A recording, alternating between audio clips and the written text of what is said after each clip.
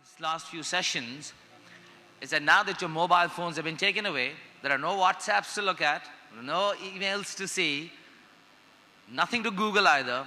You're just going to have to listen to whoever comes on stage, including me. So this should be really interesting. When was the last time any of you sat somewhere without their phones?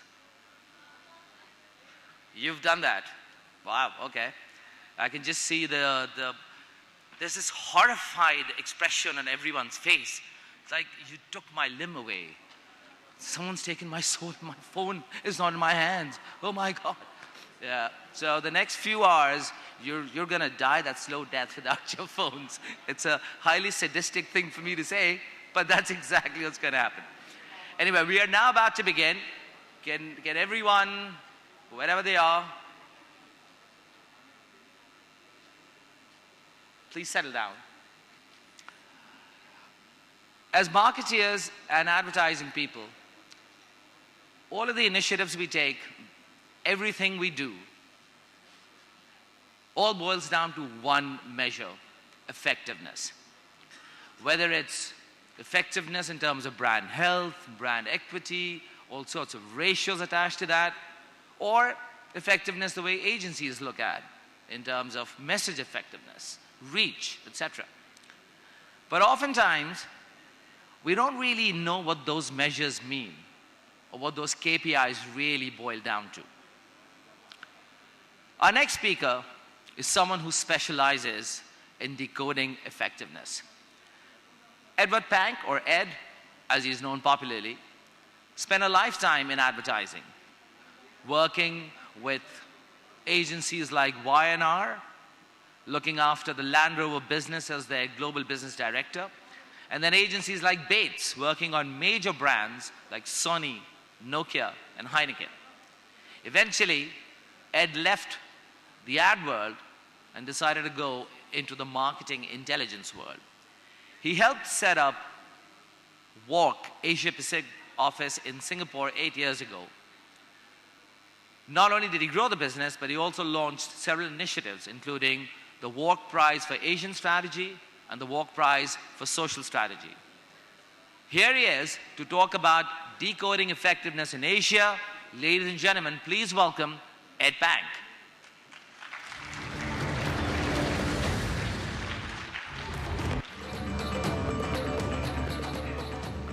So, good afternoon, everybody.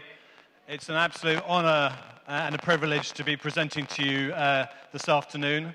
I am the warm-up act for the President of the Islamic Republic of Pakistan. That is an honor that I've never had before. But anyway, fantastic to be here. And it's my first time in this wonderful country and in this beautiful city of Lahore. But a little known fact is that my mother was actually born in Pakistan.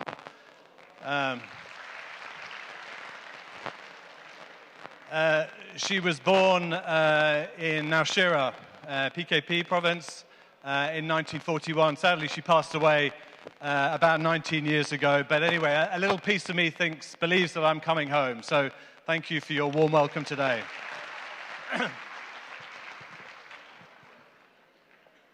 Okay, so in terms of today's presentation, I am going to look to decode marketing effectiveness in Asia. And hopefully the screen will come back up. And I will give you a little bit of context for who we are. WARC, we are a marketing intelligence service. And there we go, back up. And we have a very lofty and ambitious purpose to help save the world from ineffective marketing. And we do that by providing access to best practice case studies, insights, research from around the world, so that our clients can learn from the best campaigns in the world. And what I've done today is kind of like a greatest hits from 2019. We've got a few reports on WARC. So our sister company, Cannes Lion, we publish all the Cannes Lion effectiveness winners, so I'm taking some trends from that. Also, the War Prize for Asian Strategy. We just published this report just 2 weeks ago, so there's some trends coming out of that. And also the Anatomy of Effectiveness, the Asia's Anatomy of Effectiveness, another white paper that we've launched. And then just two weeks ago, we published the Marketer's Toolkit for 2020, which is an evidence-based guide of how marketers should plan their marketing spend and strategies for 2020. Okay, and the first bit of data that I'd like to share with you, and this is Asia-specific data that's coming out of the toolkit. And in answer to the question, how great is the impact of each of the following societal topics and consumer concerns in your client's marketing strategy for 2020, in Asia, the top concern was the changing social media habits, then low attention economy, then environment. How that differed globally, actually, is data privacy was the top concern, and then environment. It looks like the Greta effect is really taking hold for Western marketers and for Western brands. But in Asia, it's all about understanding the change of social media habits. And we know that very well because everything is changing at such a rapid pace in this part of the world. Okay. So the four trends that I'd like to share with you today. The firstly is brand is back. It's the most encouraging and exciting thing that I'm going to share with you today is there is a refocus on brands. And marketers the world over are looking to build their brands and move spend out of technology into brand building. And I want to talk about the power of the real, how experiential and building a brand in real life is a great way to emote with your audiences. And number three is about embracing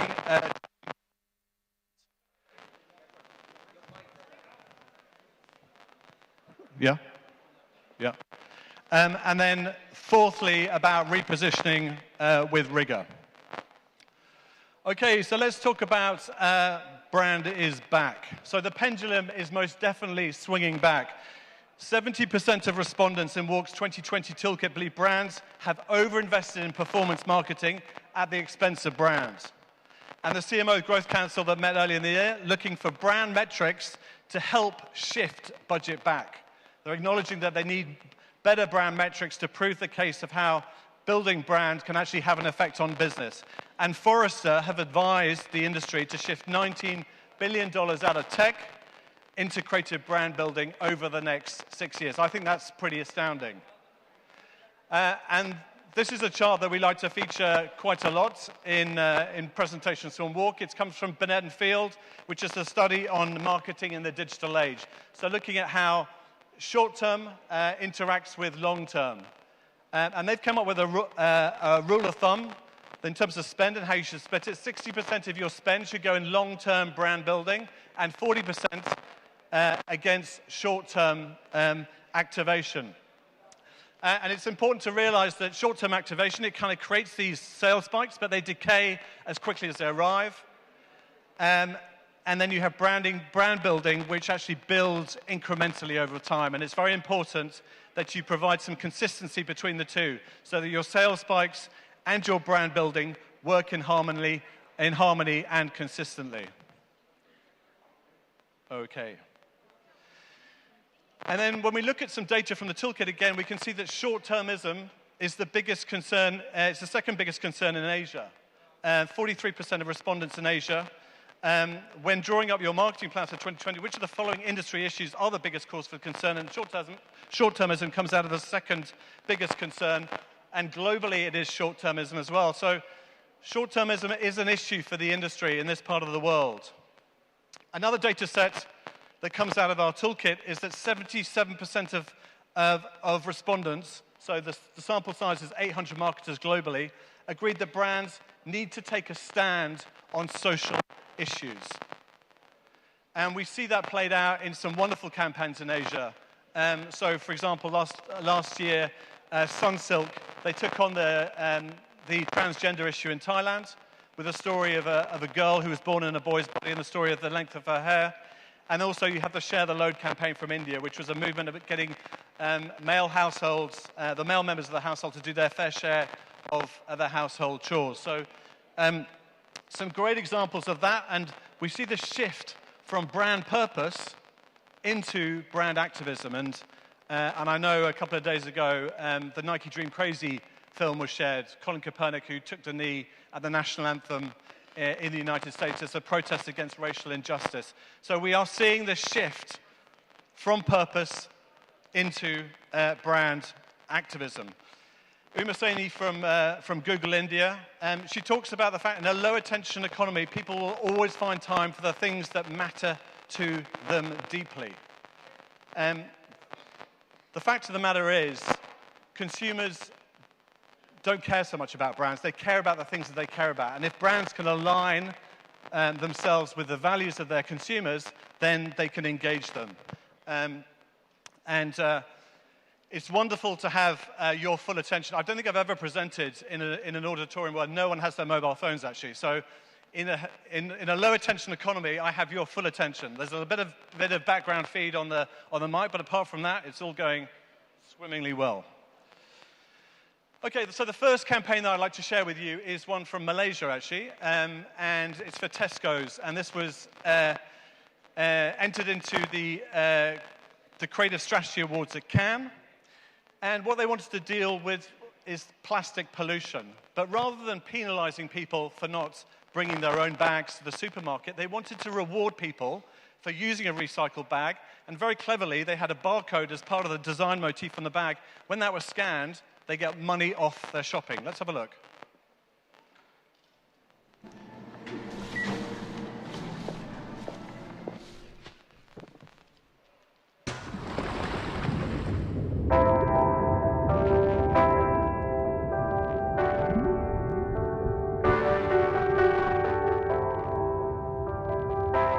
Due to the lack of awareness of the global issues, Malaysians are much less aware of the impact of plastics.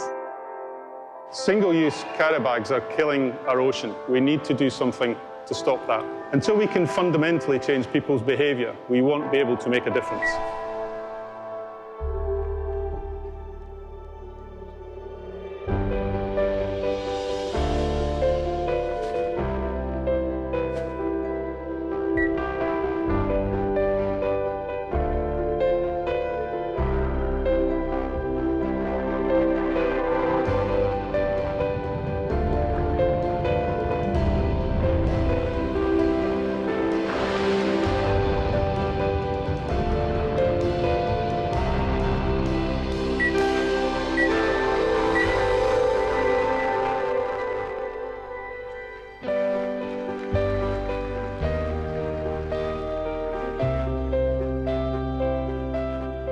Mengambil langkah proaktif dengan melancarkan adaptable Tesco bag. Malaysia launched the unforgettable bag.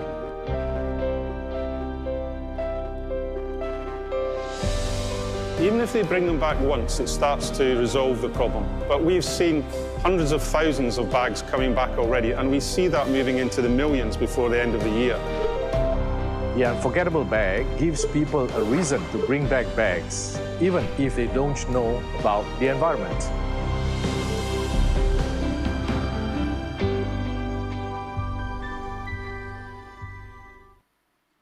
So a beautiful example of brand activism at its best from Malaysia. And of course, some fantastic work from Pakistan as well. So this is a campaign that I know that Ali from BBDO talked about on Tuesday. Burger Paints, the campaign of painting with the artist, in conjunction with the artist Samar Minallah Khan, and painting the images of missing children onto trucks in Pakistan, and how they were then, that image went around the country and helping to reunite, I think, 7 children in total with their families. A fantastic brand activism campaign at its best. And that won gold at the War Prize for Asian Strategy. Another gold winner, actually, and this one's from India, is the Stay Free, Project Free Period. So this is a feminine care brand, and they created a very provocative social initiative in India to drive genuine change in the lives of marginalized women, sex workers. Let's have a look. There is blood constantly. I hate my period. It's a nightmare. It's the worst 3 days of the month. Don't argue with me on this. Brought from rural areas and tricked into prostitution, India's commercial sex workers are exploited on a daily basis. Periods are the only days when they're not forced to work. जो काम है ना हमारा हमेशा रहता है, जुकाम सर्दी 3 दिन पीरियड्स आता है, वही टाइम में हम लोग घर में आराम करते हैं। अच्छा लगता है, घर पे टाइम पास करता है, घर का काम धंधा करता है। This is the story of how Stay Free, India's leading sanitary napkin brand, is helping women in the sex trade learn the skills of a new trade on their free period days.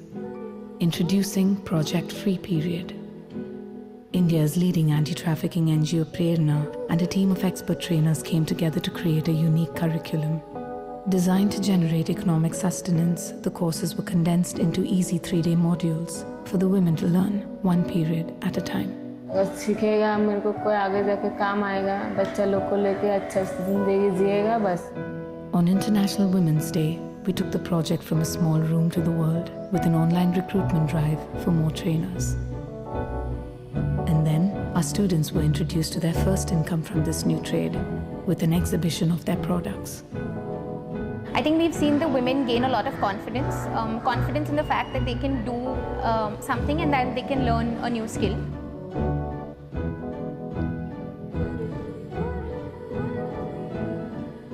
Project Free Period. It is a small... Say that we all have dreams, and I don't want anybody... Free Period makes a difference to their life. As a brand that is intimate connected with women, we are proud to make this possible. আমার ছেলে বড় হয়ে আগে গিয়ে বলতে পারবে আমার মা কি কাজ করছে।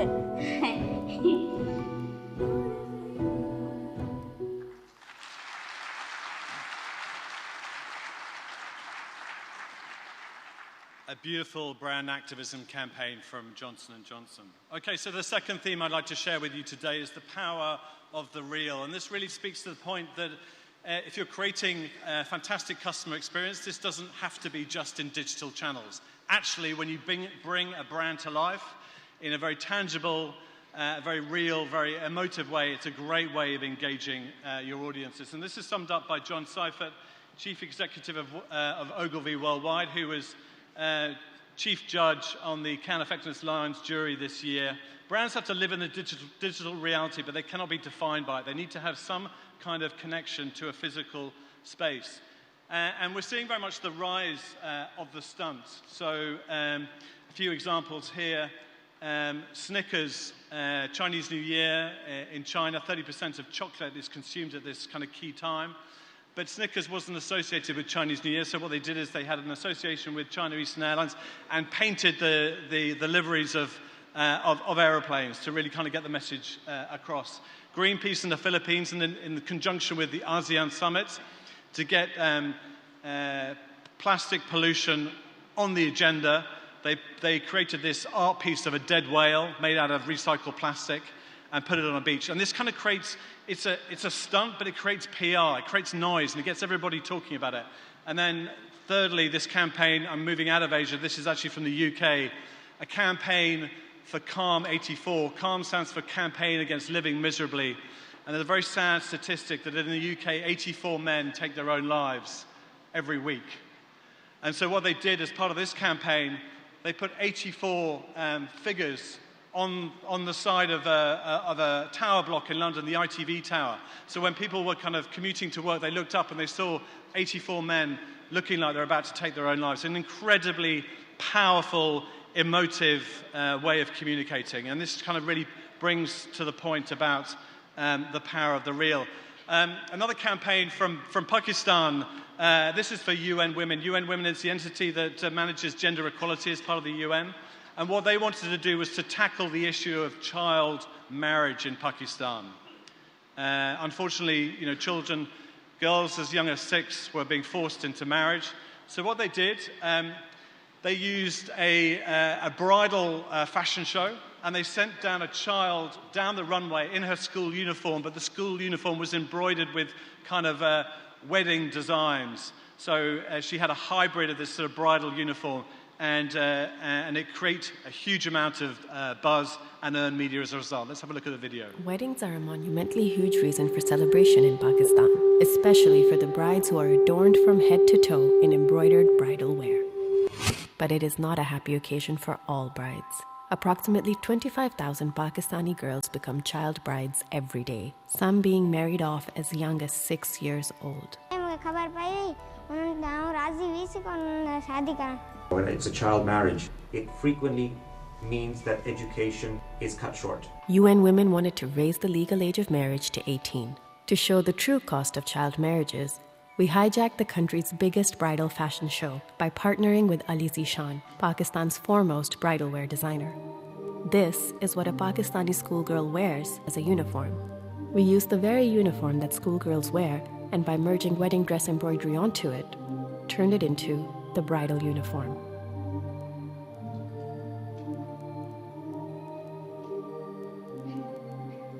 On the big night, model after model walked the ramp in intricate bridal wear.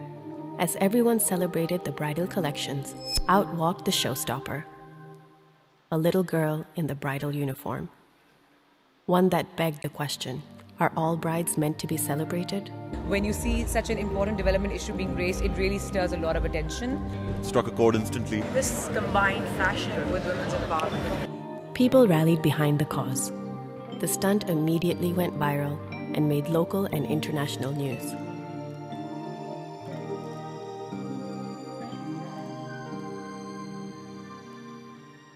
It was taken on ground by partnering NGOs. The stunt brought the issue to the forefront. बहुत हेल्पफुल था उसको हम जो है अपने groups में discuss कर सके. Our efforts helped the law change, reminding everyone that a school uniform is more important than a bridal uniform.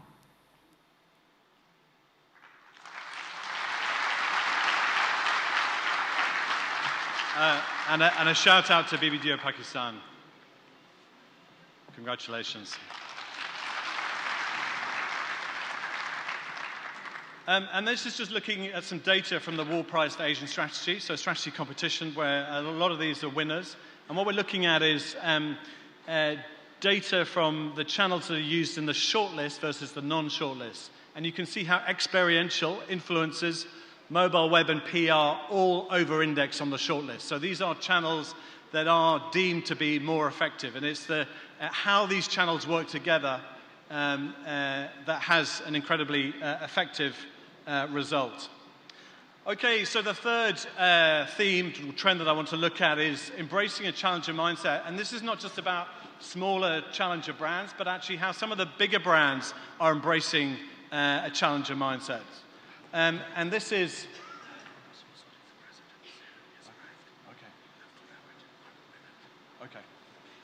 Okay, I need to wrap up the presentation in just a minute because I understand the president's arrived. Okay.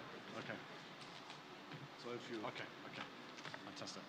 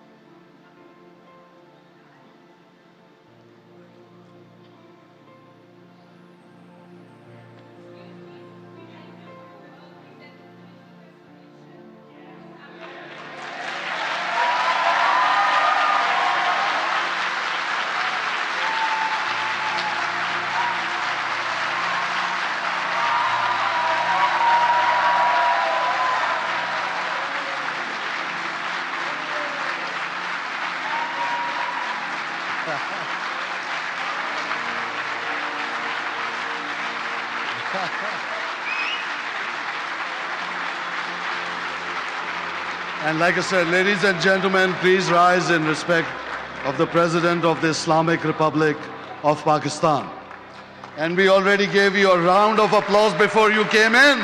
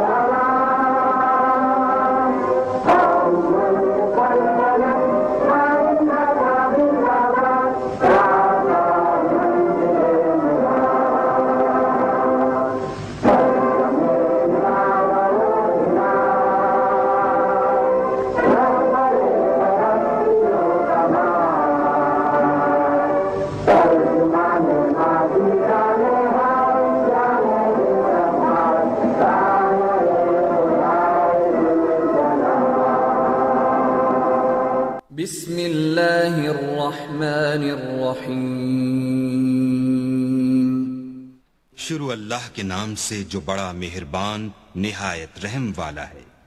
In the name of Allah, the Beneficent, the Merciful.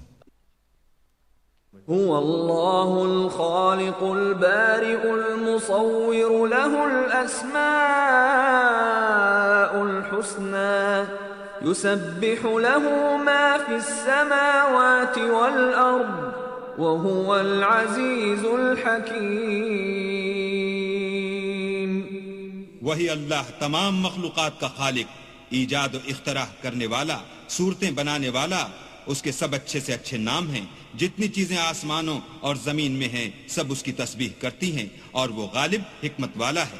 He is Allah, the Creator, the Shaper out of naught, the Fashioner. His are the most beautiful names. All that is in the heavens and the earth glorified Him, and He is the Mighty, the Wise.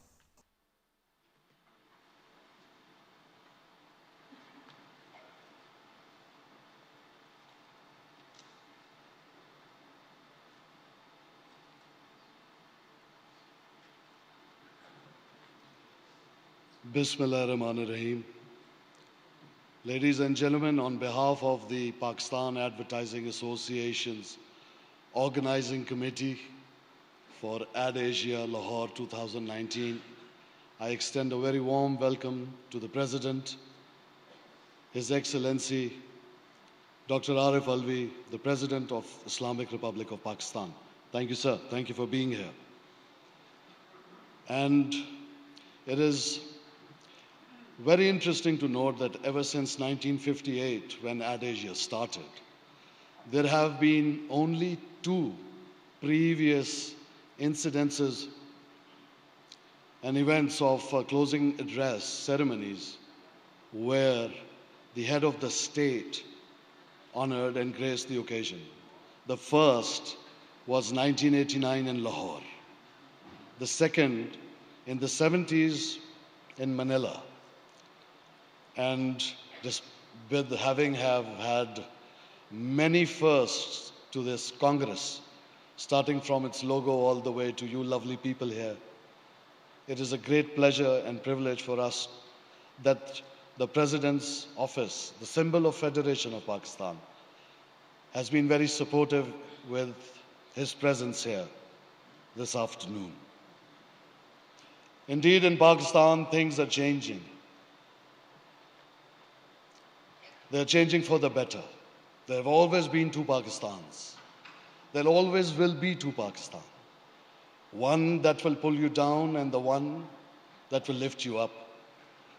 This is a milestone to tell you that this Pakistan is the one that is going to lift us up. In a day and age where cultural diplomacy plays a very important part, and all of you thought leaders, dream merchants, and of course the foreign delegates who are visiting us will bear testimony to the fact that in today's connected world, we need to understand each other better. I would like to take a quick moment to also share how President Dr. Alvi became the first official delegate for Ad Asia Lahore 2019. I thank you. And I would also like to take this opportunity to share with you how deeply grateful we are that despite your busy schedule, you realized that people who are present here in this hall are opinion shapers and opinion leaders, and the need to correct and portray Pakistan in the right light with the right narrative is no one else's but our own onus. With these humble, welcoming remarks for you, I would formally once again welcome you and ask Chairman Ad Asia Lahore 2019, Dr. Sarmad Ali, to kindly come and say a few words before we proceed further with the ceremony. Thank you, Mr. Sarmad.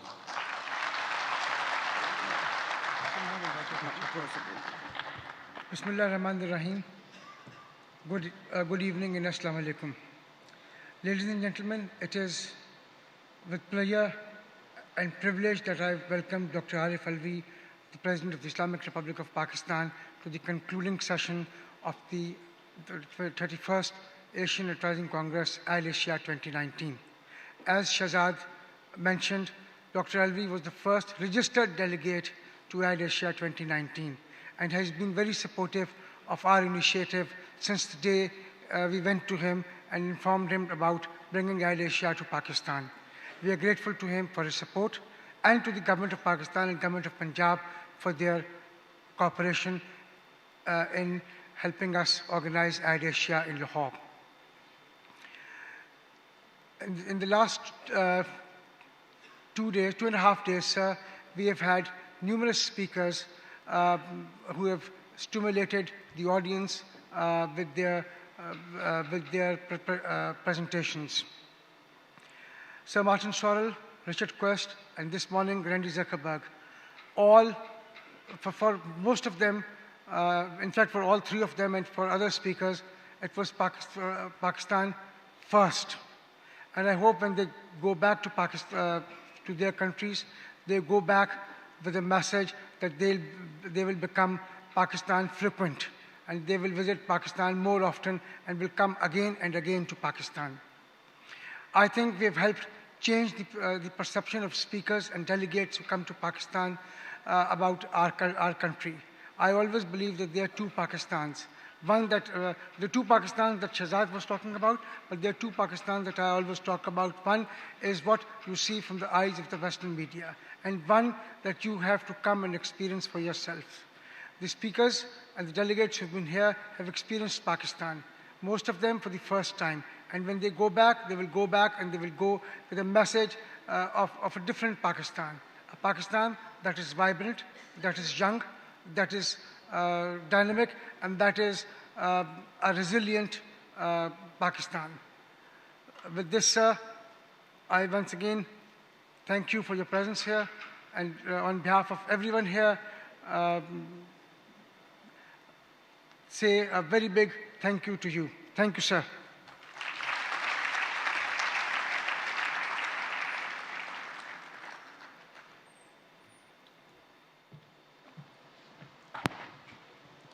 I have the great privilege, well actually in a better voice since I've taken a few gulps of water. I have the privilege to now invite the President of the Islamic Republic of Pakistan, His Excellency, Dr. Arif Alvi, to please come and honor and grace this occasion. Thank you.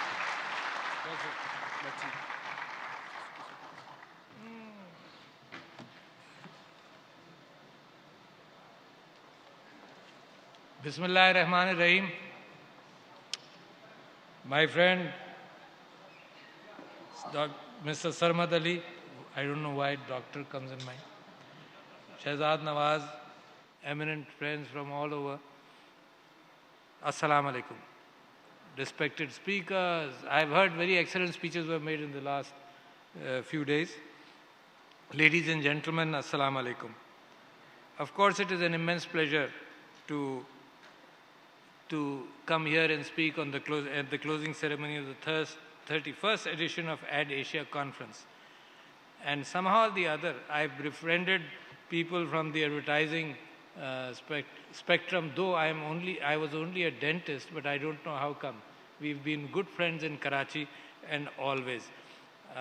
I have loved advertising because of the skills involved, because of the ideas involved, wherein ideas are then put in minds, and it has been very impressive. The creativity in advertising is probably only second to creativity in art. I have always bought things with the help of displays wherever I go, for example, by word of mouth, by advertising, and by need.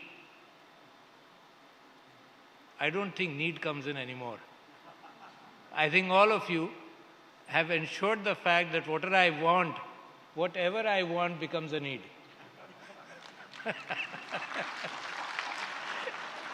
And just before I start, I must mention an excellent advertisement probably in the 70s or 80s which still resonates in my mind. And it was of a suitcase company. And it just showed the fact that you know what happens to your suitcase when you check it in, and then in the next frame it shows that there's an elephant who's stomping on the suitcase as soon as you've checked it in, and there's somebody throwing the suitcase and somebody is banging on the suitcase. And then it says that if you buy our suitcase, it has gone through all these tests. So that image, if it can stay in my mind after 30 years, that there is an appreciation of the fact that you all have to sell a product by trying to grab that portion of my mind which makes a decision. So having admired all what you do, at the same time, I have found in my life that the meaning of the words which I learnt in school, for example, where Javed Jabbar and Zafar, my friend, both of them, were there with me in the Cantonment Public School, Karachi, the meanings of the word have been changed. The superlatives have changed. You see, what affects me today and what you use in advertising all the time is guaranteed. I'm very impressed by guaranteed. You guarantee a product as you sell it. It's guaranteed to deliver. So that impresses me. Then add on to it money back guarantee. It ensures the fact that I'll get my money back. Although whether I get it or I don't, that's a different story. But money back guarantee. These are the words which have impressed me, and their meanings have changed. Then something which is proven to have been good. Who proved it? That I don't know, but as you say, it's been proven to have a good performance. While I appreciate you at the same time, all this is some of the reservations which I must share with you. And the world is trying to look at possibilities where a lot of these things come closer to accuracy. Whether it will or it will not, that I don't know. These days, if a product is safe, that is very important for the message to go. So therefore, we put a lot of trust in you when you advertise that this is a safe product. The most important word in my life has been free. Something which comes free. Even a handbill outside a mosque, if it is being distributed free, I am there standing in line to get that handbill. So free is very, very important and miraculous. These are the words I started noting down, before I came here, because I wanted to mention to you that what are the things which has happened. And then occasionally something happens which creates a deep impression. And those of you in Pakistan may remember that there was a lady by the name of Begum Askari who came on a television show, and she said that I have this hair oil. And if you rub it on your palm, hair will grow on your palm.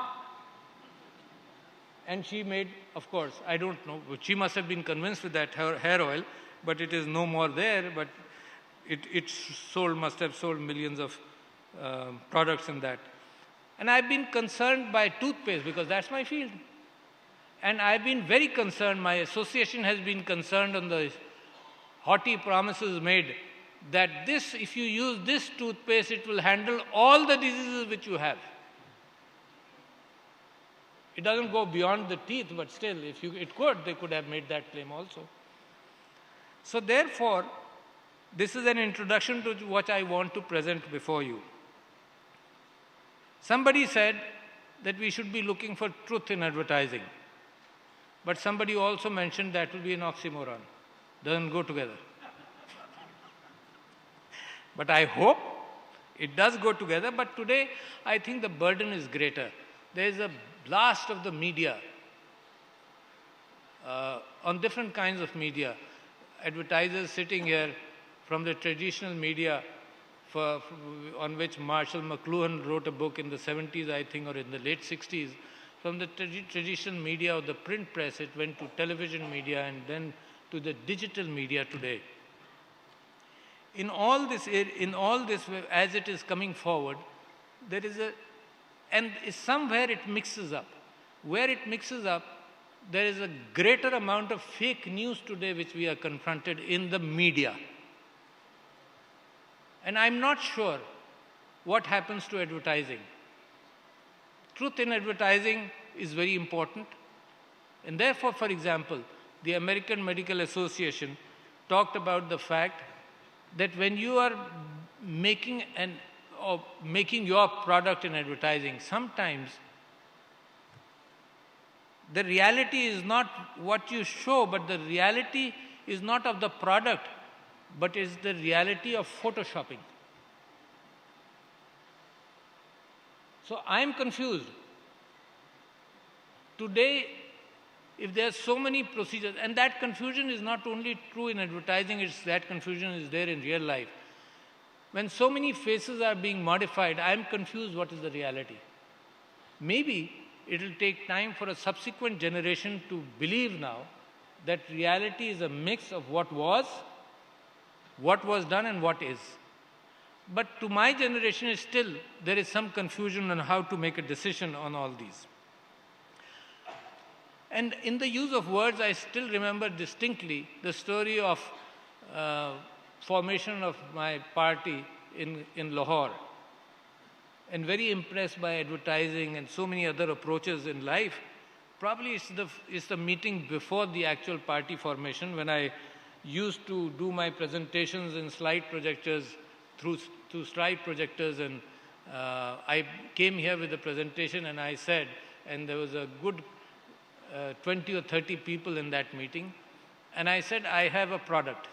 We have a product in Mr. Imran Khan, for example, and I said it's like a piece of, for example, if you have a very good product and you carry it in your pocket and people are not able to see that, then it is worthless. So therefore, I said we have to sell the product. So after that meeting, and the Prime Minister remembers that incident very well to his embarrassment, after that meeting, media giant of today, who was also present in Lahore, he said in Urdu, Dr. Sahab, हम आपकी बड़ी इज्जत करते हैं, we respect you a lot, you've come from Karachi all the way to do this presentation. But of all people, we are surprised that you are going to sell Imran Khan. How bad? He's not something to be sold. So what I am saying is, the use of the words, how it affects whom, that becomes very important. So advertising today is a mixture of communication, of semantics, of the words changing in life. You know, we started with super, and I thought super was great. You know, there was this Superman.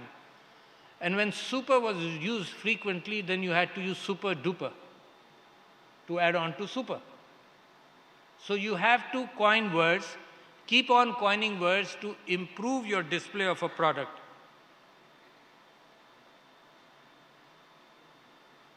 Then there is a change which is happening. Of course, you realize that.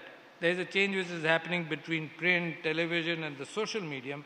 And I guess there are I keep on telling people as far as news is concerned, and therefore as far as advertising is also concerned, that today print newspapers are basically reflectors of opinion and less of news. If you look at, for example, the New York Times, even today's New York Times, you will find opinions on news, not news itself. Because the news has been taken over by television. So, print news is about 24 hours late, generally. Television news may be about 2 hours late, because there's still some editorial control somewhere, a little bit.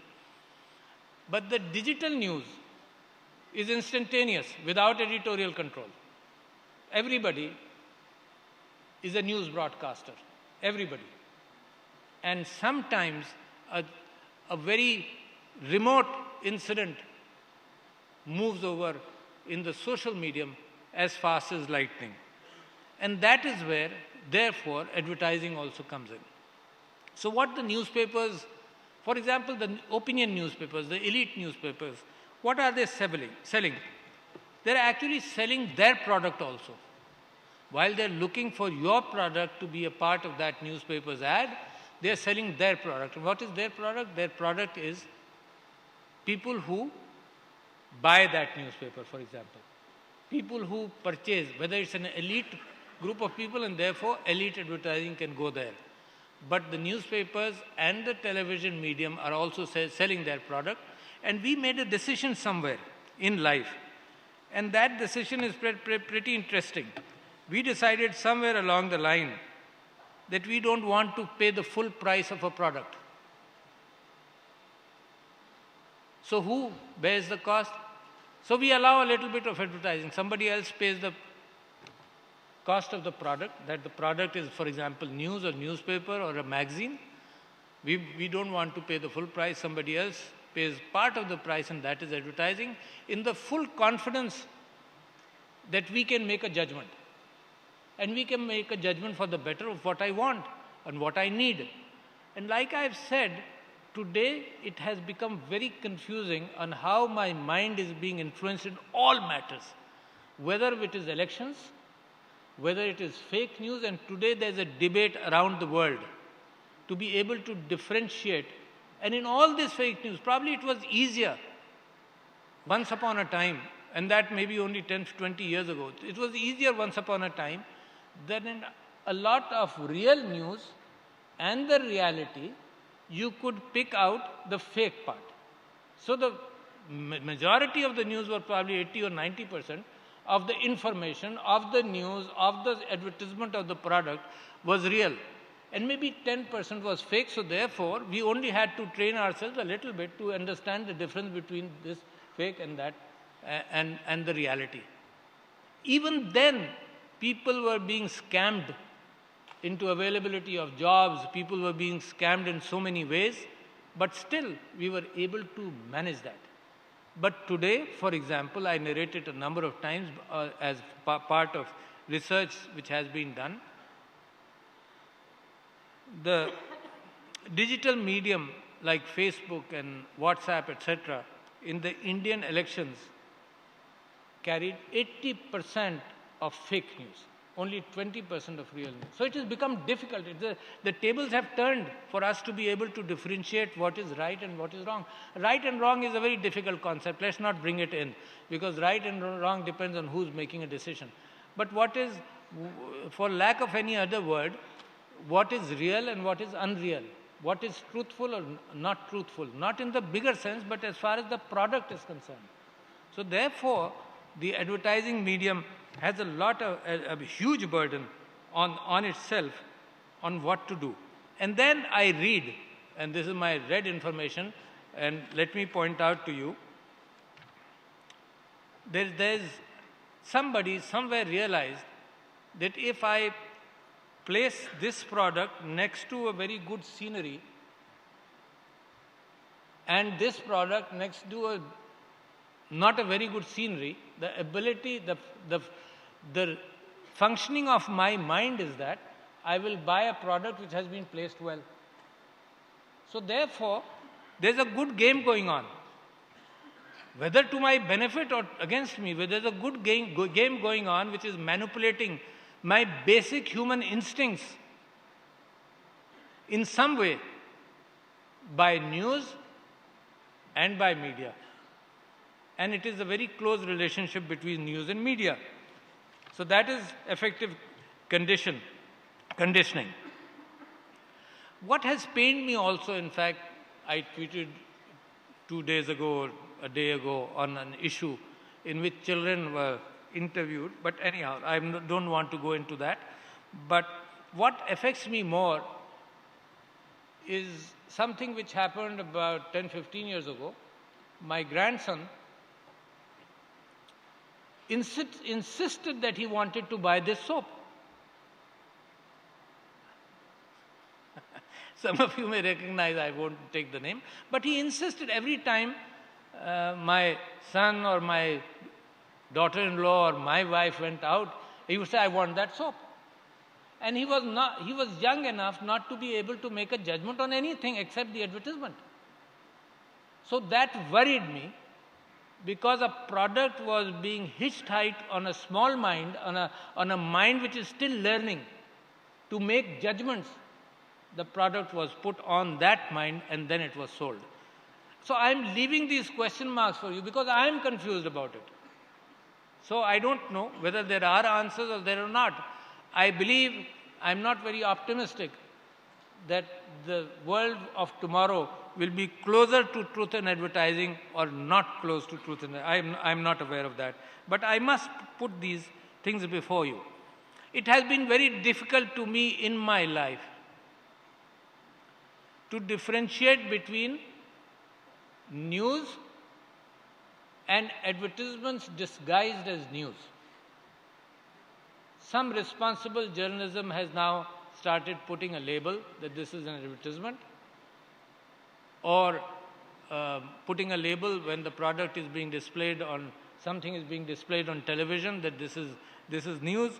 But I am still worried because a lot of news is tailored like that. Then in entertainment industry, I was surprised again by the fact that there were displays of, in a film, and I realized that only last year or 2 years ago.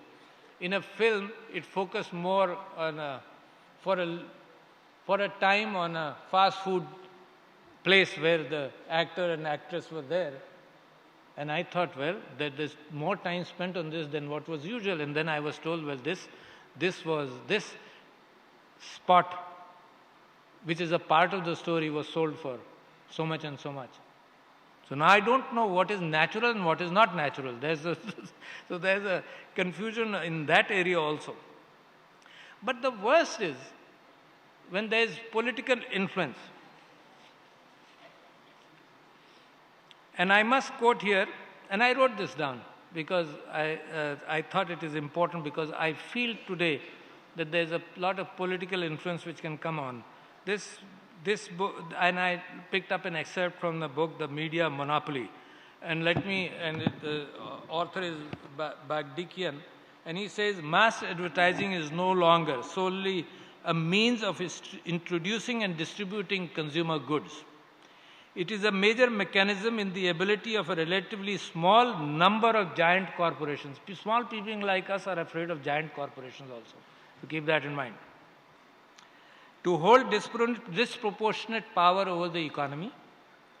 These corporations need broadcasting not just to sell their goods, but to maintain their economic and political influence. Something of my concern, raises a red flag. The media are no longer neutral agents of the merchants, but essential gears in the machinery of corporate gigantism. And increasingly, they are not only needed, but they are owned by the corporate giants. So that worries me also.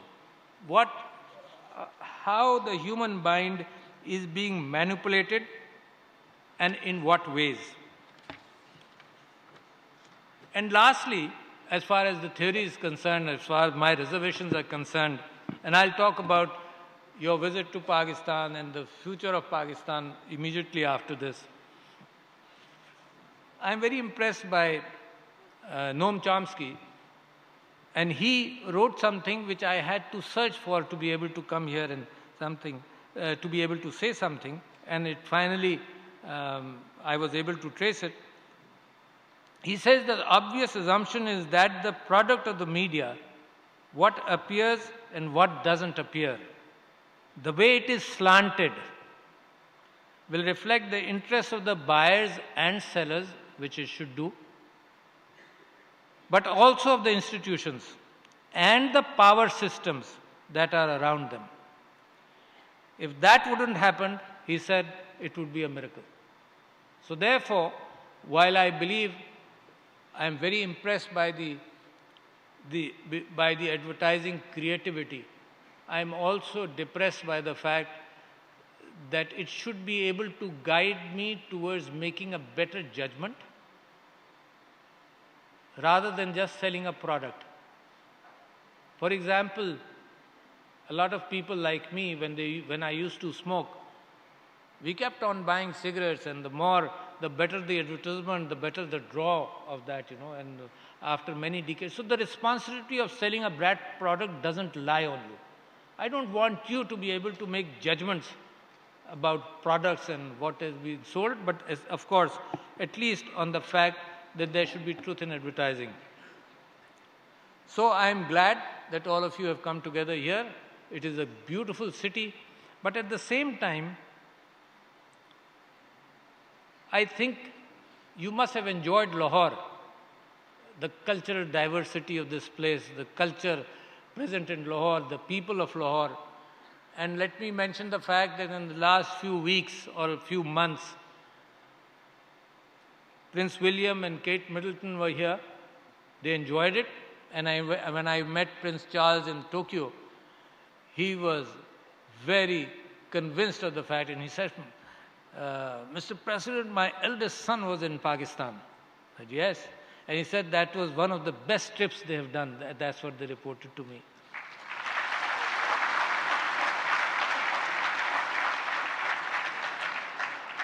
Recently, I saw photographs, and I'm urging the Pakistan tourism and encouragers to display that more. Queen Maxima of Netherlands was here in Lahore, and she was visiting the poor shops and the bazaars of Lahore. So Pakistan has become a very safe place. That is definitely something. But what has also happened in this all, where you folks come in, Pakistan is a huge market. Pakistan is a developing market. Pakistan, a country of 200 million people with a rising middle class. Pakistan is a changing world. Pakistan is something which I talk often about, and I mentioned and I felt it. My last trip in Lahore was for the apparel industry. There were delegates from all over the world. My next trip was to Karachi, where the FPCCI had done a function. Then I went to Quetta, and I came back and mentioned to the Prime Minister also, and I am mentioning it to you. Exactly, I cannot exaggerate that feeling. It is exactly what I am trying to express to you before. It seems as there were clouds on Pakistan because of the security situation, of the bad publicity we got every time. And in the past few months, those clouds are slowly dissipating. And by the excitement I see in the eyes of the people who come here, it seems as a beautiful land has emerged, a country of beautiful people, and a good, honest leadership which has emerged, and people, for people, this is something new, and I'm sure with all of you going back to your countries and becoming our ambassadors to the world, telling them there is such a beautiful land. In fact, most of you may not have gone to the northern areas, and you'll be surprised by the beauty of this landscape which is Pakistan. So thank you, ladies and gentlemen. Spread the word. We are there. Thank you.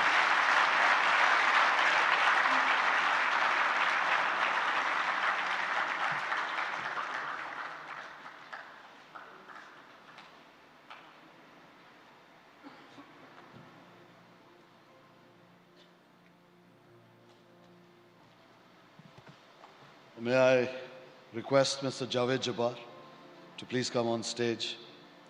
and share your thoughts. I know, but the chairman. Haji. Hi.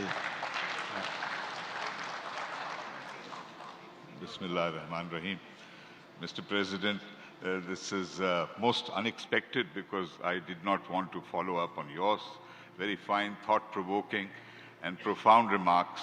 It is an honor and a privilege to be here with the President. I have the good fortune of having been in school with him. He did not mention that I was slightly senior to him. I tried my best to bully him, but he was such a strong-willed individual, he refused to be bullied. That is why he is president today.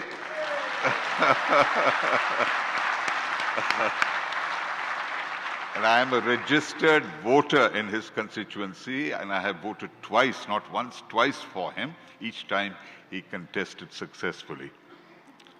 Mr. Sarmad Ali, thank you very much for affording this opportunity, and all my dear colleagues here and yourselves here.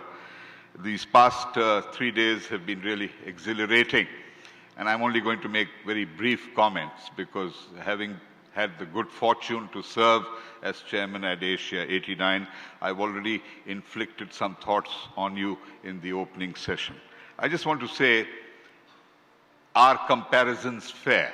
Comparisons are always unfair. They can also be sometimes odious because each event is held in its own context and should not be compared. Ad Asia 89 in itself was a very special event. It was the first time in the 42-year history of that time, 42-year-old Pakistan, that an international conference bringing together people from advertising, media, and marketing was held in the country. So that made it very special. Second, it was also very special because we invited one of the world's most innovative, radical thinkers by the name of Dr. Edward D. Bono to lead a whole panel of thought-provoking speakers from around the world, from the US to Japan, from Pakistan to Sri Lanka. So it was truly a feast for the intellect. Thirdly, we were very fortunate to be able to present social events with a strong cultural identity. And it has a special significance of what I'm going to refer to, one aspect of those cultural events. We had just come out of 11 years of authoritarian rule. And that dark shadow of 11 years had meant that in this very hall where that conference was held, no cultural presentations such as classical dancing had been permitted for about 11 years.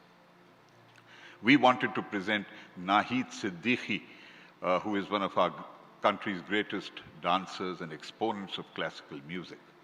So as chairman, I requested the then Chief Minister of Punjab, a gentleman by the name of Mr. Nawaz Sharif, to afford permission for that dance recital to be held on this very stage. And he very kindly permitted that dance recital. So there was a cultural, fundamental change that Ad Asia 89 brought about, not only in the city of Lahore, but for the rest of Pakistan. We signaled that something new was happening. And lastly, I think the time was very exciting. It was February 89, just 2 months barely, with the return of party-based democracy. And all of us who worked for it, and there are people here seated at the back, Sayyid Javed Iqbal, Imran Ahmad, Mahmood Parekh, who I did not acknowledge inadvertently, Rashida Dohad, who has just joined us from Islamabad, people like those, and I hope I'm not overlooking anyone, who helped make that event so memorable. But what about Ad Asia 2019? I would like to compliment Sarmad Ali, Shehzad Nawaz, Mr. Waqar Haidari, Seema Jafra, all of you who have been associated with the organizing of this Congress. It's been truly informative, it's been educative, it's been enriching. I thank the speakers for sharing their valuable insights. And I think I speak on behalf of all of us when we say we thoroughly enjoyed the rich content that was presented. The social events were also very enjoyable.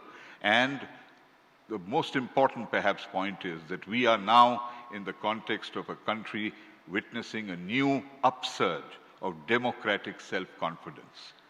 The government, which is led by the party that the President helped to co-found here and elsewhere 22 years ago and more, represents the first time in the country's history where a third peaceful transition has taken place from two previous elected governments.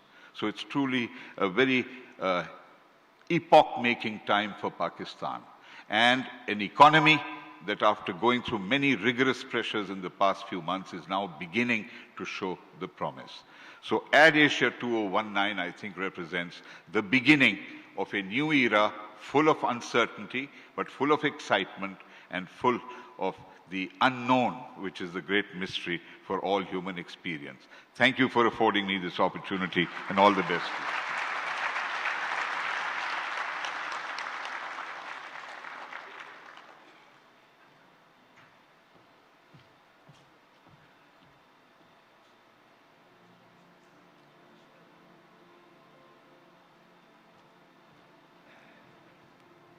Ladies and gentlemen, please join me in bidding a great farewell from AdAsia Lahore 2019 to Honorable His Excellency Dr. Arif Alvi.